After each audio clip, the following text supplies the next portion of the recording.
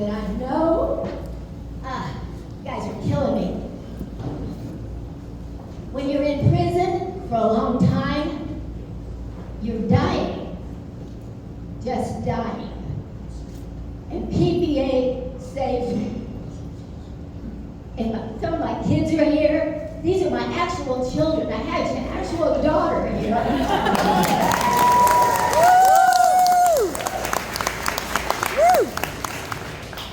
But I have other children here too.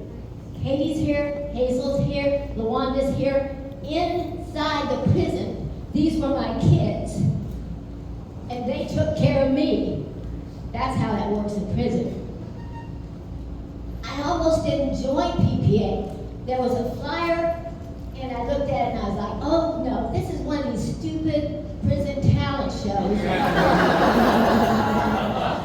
where somebody puts on one glove and becomes Michael Jackson. Oh, you think I'm kidding? Yeah.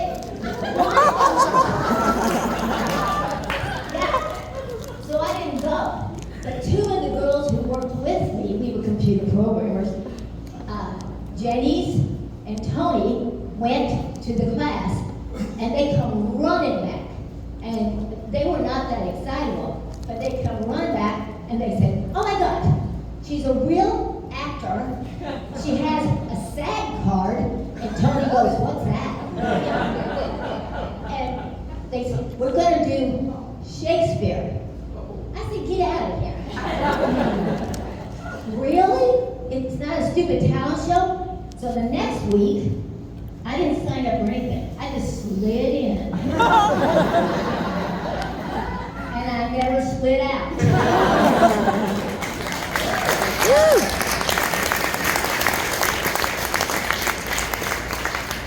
And the first thing we did was Macbeth.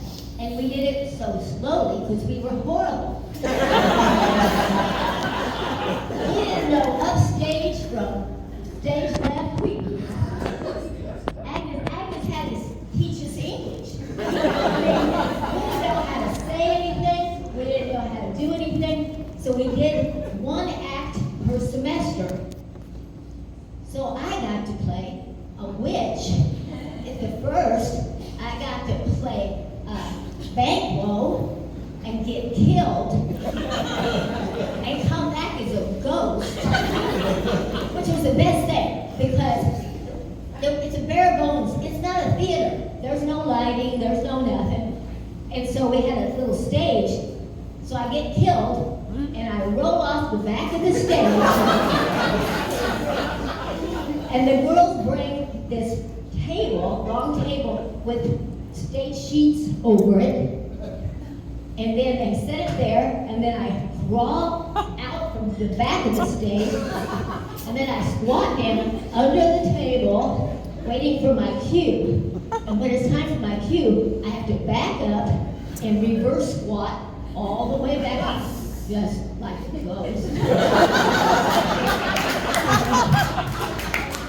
Meanwhile, Janice is playing Macbeth, just drawing their attention over there. No one even sees me come up.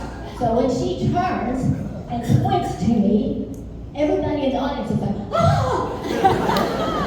It's great. It was so good. Then I have to go across the stage as the ghost, and Agnes says, scarier. So every time we did it, upstage arm, every time we did it, you know, she'd say scarier. So I'm like trying to bring the scariest thing up out of me. I'm an old person. I mean, I'm not that scary. But Agnes, that's the kind of direction she did. When I played Lady Macbeth, she said crazier. And Beth reminded me the reason I got the Lady Macbeth part is because the girl had been given the part. I wanted it really bad. Have you ever gone after a part and then you didn't get it? And then you're like, guess it wasn't meant to be. But that girl goes, I just found Jesus, and I can't curse.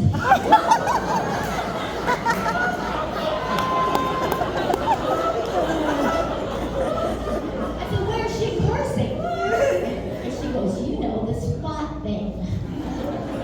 I said, damn, it's in the Bible.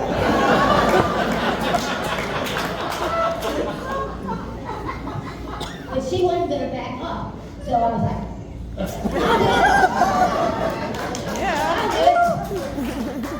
And it was a great part. Judy Dench, eat your heart out.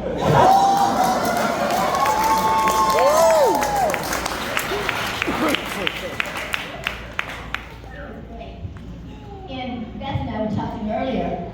I got to play Macduff, but I played him in the horrible part that I can hardly even talk about it.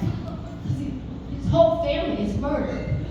I've lost a lot of family members.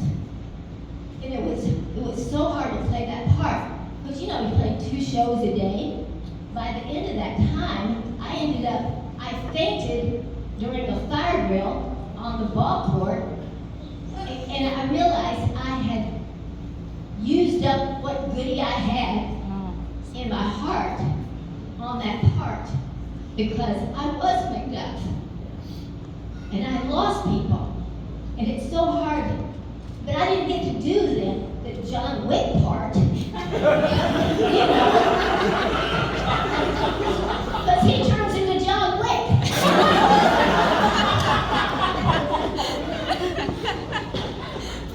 But this whole thing, I fell in love with Agnes. I will always love Agnes. I fell in love with Beth. She showed up, grabbed our hearts too, and then somewhere along the line we brought in spoken word. And not only me, but all the girls, I found out they had so many thoughts, so many emotions, such an eloquent way of saying things that this little girl had been sexually molested by her stepdaddy. And when she wrote her poem, I can't even think about it because it was so hard. So it hit you right between the eyes. Now we're in prison or censored. You can't be writing about such things. Because somebody will go, oh, we can't be talking about sex here in prison. You know, we can only talk about violence. So, but the prison people were so dumb they didn't even get the gist of the poem. So we got to do it. Yeah. But this whole program that Agnes started, and if you saw the movie Sing Sing, you know what happened there. This is so important. So important to those of us who are incarcerated. And John had all those stats. Well, the fact of the matter is, I've seen these stats. I've seen these girls that came to prison feeling lower than a snake's belly. And then they're seen, and they accomplish something. And we put on a play. And when we start out horrible. I mean, it's horrible. But when we get done, we can take it on the road.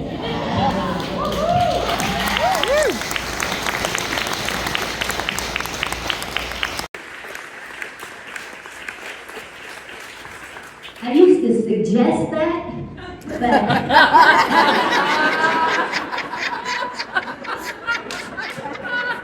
I don't know, it never went anywhere. It's right up there with the recreation. I said, let's try pole vaulting. They didn't go for that either. Some people just don't have the vision. And not long after we started with Agnes and all our craziness, Rachel shows up. She's the dearest person ever. We can have something horrible happen, and I'm going, are you kidding? They're not going to let us do such and such. And Rachel's like, we will figure this out. She's So they tore up the whole gym floor right before we were supposed to do a performance in the gym. And I'm like, can you believe them? So we moved the show outside, and Rachel's so sweet because I had this great jacket with tails. I'm loving tails, and this great jacket with tails. So every time I'd sit down, I got to do the tail thing. But Rachel goes, now you guys don't have to wear your jackets. I said, are you kidding? That's who I am. Yeah. This jacket is me, you know. And we did it, and it wasn't even hot because when you're acting, you are in a different realm. You're not on this earth, you're somewhere else. So in prison, for those of us who were inside, to be able to do these plays, it took us out of the prison. And for our families who got to come to the visiting room and see us, they got to see us in different clothes, not the prison uniform. They got to see us do something entirely different. I can't remember which play it was, but there's this little blonde who's at our play, and her dad comes in with some little bitty kids of hers, and she introduces me to them, and they sat down. When the play was over, he comes over and grabs me, and he goes, this is a wonderful program, a wonderful program. This is the first thing my daughter's ever accomplished for real. So she had hard to say, she did it with flair. She was really good, and her little kids were sitting there, but her daddy, who had had his heart broken by her, she's in prison. He was a doctor. He got to see that she's not lost. He got to see what his daughter can accomplish. And that's what PPA does. We're saving people. We're saving wonderful people, good people. The whole program is beyond wonderful. And it saved me. Some of my best friends, Danny Cole, my God, love that man. I met him at a play. We had the Q&A at the end, and he asked a really complicated question. Everybody else was like, did you have trouble remembering the lines?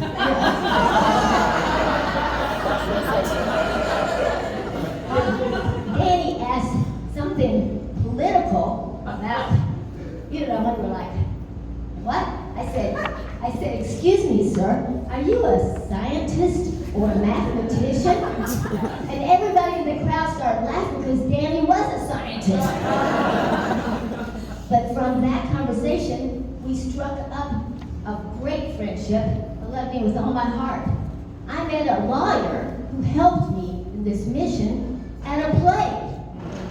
She had on a silk suit from China. She went to China. I didn't know that. I just know that when I looked across out in the audience, I was like, that is raw silk. And I've got to get my hands on it. So as soon as the play was over, I ran over to Jane Aiken, and I said, excuse me, can I touch your top? And that's how we became friends. So for those of us who were in prison, I got a whole huge circle of wonderful people pulling for me, pulling for all of us from PPA. When LaWanda first came to prison, she saw a play. A couple of days later, we're out on the track. In prison, walking the track is a thing. So we're walking the track, and she catches me, and she says, I love that play. I'm like, whoa, because I'm always recruiting. And in prison, if you're doing too much time, you can't do anything. Prison's for short-timers. But if you're doing a long time, you can't take vo-tech classes. You can't take all kinds of other classes. So LaWanda's like, oh, I've probably got too much time. And I said, oh, I got too much time.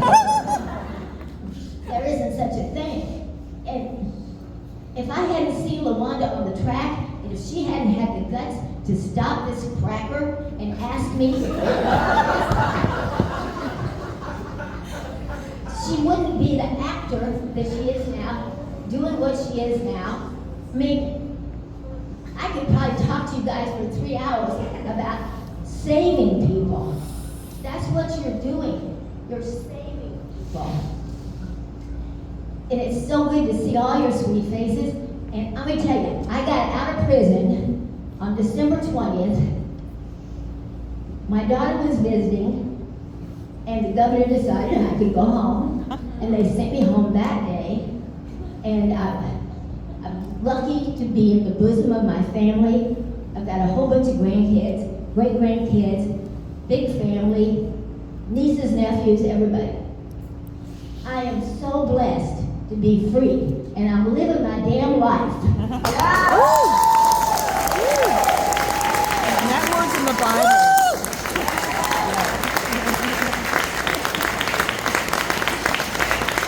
And if somebody knows somebody that has a hot air balloon, that's the next thing on my